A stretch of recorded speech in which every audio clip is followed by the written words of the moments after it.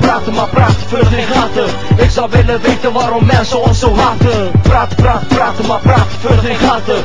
Ik zou willen weten waarom mensen ons zo haten. Praten maar praten vult geen gaten. Ik zou willen weten waarom mensen ons zo haten. Haten.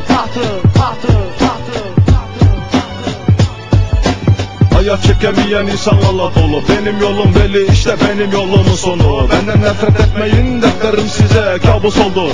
Gözlerime yaş değil kan doldu. Cevap ver, bu hayat bu kadar acımasız mı oldu? Yeter, şerefsizler adiler, adi şerefsizler. Sizi kim siker, sizler oğlum benden beter. Adım MC Serkan, dikkat edin köpekler. Tetiğim hazırda, kurşunsa ağzında.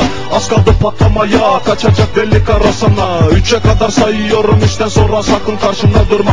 Benden sana abi nasihatım, mezarını erken kazma. Sana acıdım, hadi git kendi yolunda. Kurşunuma yazık, sıksam senin kafaya. Korkma oğlum korkma, ama bundan sonra sakın bana kafa tutma. Praten maar praten vult geen gaten. Ik zou willen weten waarom mensen ons zo haten. Praten maar praten vult geen gaten. Ik zou willen weten waarom mensen ons zo haten. Praten maar praten vult geen gaten.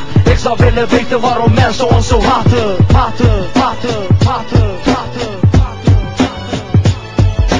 İzleler bizi yine çekemediler. Rotterdam mekanım çektirmeyeni sikinler. Benim defterim bana yeter. Kalemim yazarsa bu dil durmadan öter.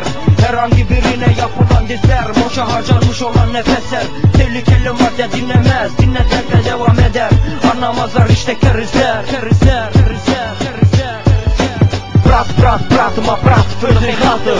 Ik zou willen weten waarom mensen ons zo haten. Praten maar praten vult geen gaten. Ik zou willen weten waarom mensen ons zo haten. Praten maar praten vult geen gaten. Ik zou willen weten waarom mensen ons zo haten. Yeah, DJ Akman, MC Serkan, Crazy Oti, tehlikeli madde.